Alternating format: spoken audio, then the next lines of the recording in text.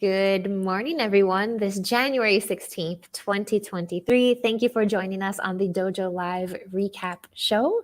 My name is Kim Lantis, and it's my pleasure to be here with America Guerrero. Hey everybody, happy Hey, Monday. happy Monday. And boy, oh boy, it feels like a Monday today. I'm got off on the left foot, I think. But that's all right. We're here. We're going to have a great week. I know it. But what do we do here on the recap show? We talk about last week's show to give you the rundown of what they were all about, our opinions, and hopefully give you the motivation to check those out if you haven't done so yet, or to rewatch them if you already did. And of course, to introduce what we've got coming up this week as well. So last week we had a total of three shows, starting with Datajoin, followed by Impak, and wrapping it up with another panel all about the metaverse brought to you by Encora. So the first show was behavioral targeting for B2B with Sam Fonoimoana, who is the CEO of Datajoin. And he was talking about how marketers, B2B marketers specifically, can spam less and target more. What was your takeaway from Sam's show? Yay! What I learned from this company and the topic is that true personalization requires behavioral data, and you can utilize this for as value when you're sending emails, and this could be useful for marketers and also for salespeople. So it was a really interesting conversation, and I really loved his personality. And I remember when I asked him, "What would you recommend to those who are attached to this idea that the more the merrier, the sales is a numbers game and blah blah blah?" He said that, well, in this world with this economic situation, you should focus on getting clients, and the trending is that you need to personalize the content that you are sending. Yeah. So I love it. And what they do at Datajoin, I think, starts not just with the sales side, but first the marketing side and the personalization and just the insight and what that means. And I think he was using an example of, maybe marketing and analysis will give us this idea of there's a lead, this person checked out the website, and then suddenly like spamming all over the place. And it's a waste of effort. It can be a potential waste of effort, money, to going after someone who actually just got on your website by complete accident, right? I've all done it. We're like on the phone and you're laying on the couch and you drop it and and you're fumbling with your phone and suddenly you're on a different page than 100 you ever emails. even intended to be. And now you're like, oh no. And so it's just this way of helping marketers to better, I think, identify intent and then what to do from there. And of course, streamlining it. And it's really just a great tool to go after like that big fish, right? Instead of just throwing this net all over the place. So it's really exciting what they're doing.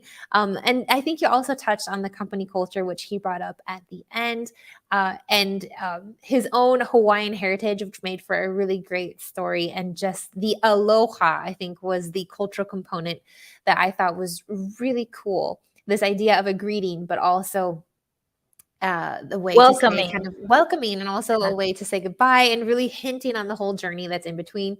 I think he whipped out his ukulele and how the entire company culture is really just based around fun and that strong sense of communication, which I think is really great, right? Coming in it as an entrepreneur. So really fun show, really fun personality, great tool to check out if you are in fact in the marketing area and business of how your life, right, can be easier.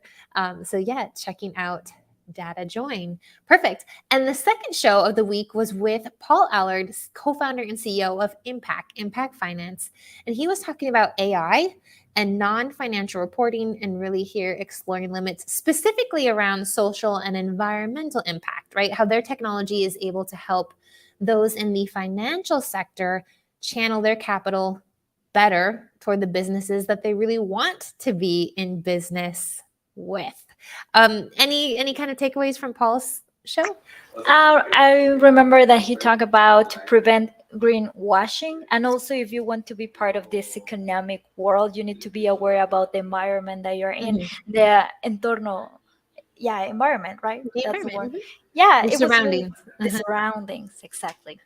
Yeah, and I think the show for me, it was humbling, hopeful. I really like what they're doing and just the switch, right? Particularly just around what's happening in the physical environment in which we live, right? And the shift that's happening now with companies in terms of sustainability and how to, maybe we can't turn back the clock, but we definitely need to slow it down, and how more and more companies are becoming aware of this, and that's where they want to push the effort. And basically, impact is a way to give you those ratings, to give you this assurance of, where you want your money and your business to go in a sustainable way, in a positive way, not just on the environment, but the social impact of that as well. So it's extremely interesting conversation with him as well, I think, as their company culture and what they're pushing to build, and how they at Impact kind of maintain that passion right across the board. Also a space that has some really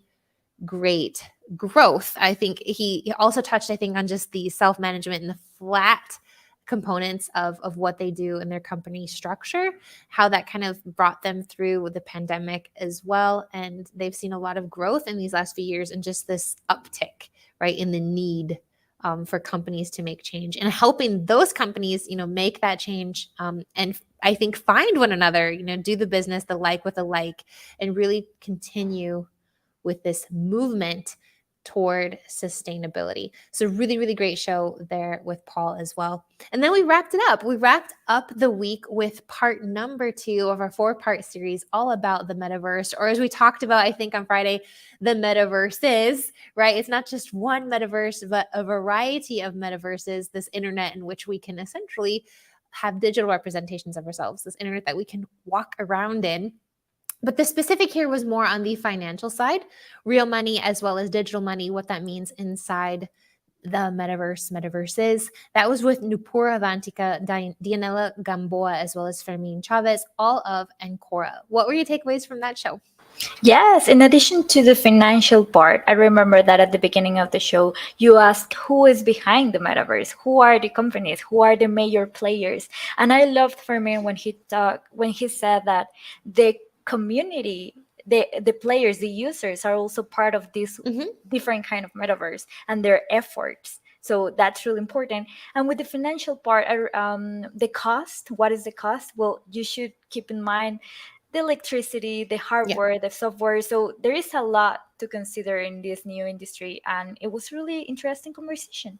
Yeah, I think it was really interesting too, cost versus value. And it's a space where I think, maybe this is something that's also happens in the real world, but the value is also what we give it, right? And this interesting component of, it's a space, I think Dianela was talking about, where the user actually gets to have a lot more control, a lot more say, right? It's not just, this is what we're told, this is what we decide we want, right? And I think that's a really interesting implications, which really makes her excited also as a UX researcher and designer. Touched a little bit on NFTs, non-fungible tokens, also blockchain, and just kind of what's happening, and this impact of what this economy can be built, how this economy can be built just digitally, or as well as in the real world, where that overlap might lay, and also how we can take things out potentially of the metaverse and utilize them, I think, in the real world.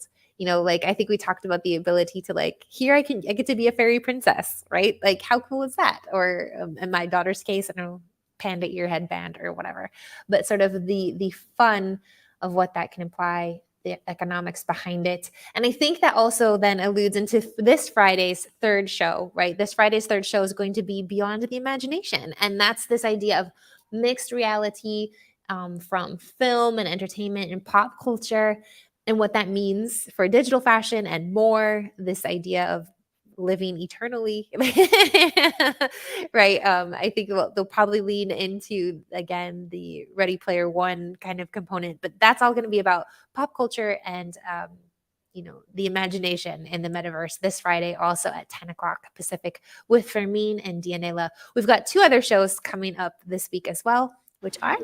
Yes, the next show is going to be on Wednesday. It's going to be about beyond personalization, again, personalization, AI, and digital banking. This conversation is going to be with Craig McLaughlin. Did I say that correctly? Yes. I think so. Yeah, Mark Ryan, CEO and CAO at Finalytics.ai. And then AI. on Thursday, AI. We're going to have another show at 10 a.m. Pacific with Montana Butch, founder and CEO of the company Spotivity. Excuse my husband. Sorry for that. He's speaking too loud. It's all right. Working from home, we hear it. Hopefully, Yeah. there's nothing that's too sensitive. But, No, it's in Spanish. But anyway, the topic about of this show is going to be about spot your activity, develop your passion, and achieve your goals. The two shows are going to be at 10 a.m. Pacific. Yeah, that's right. So join us all this week on Wednesday, Thursday, and Friday right here on Dojo Live.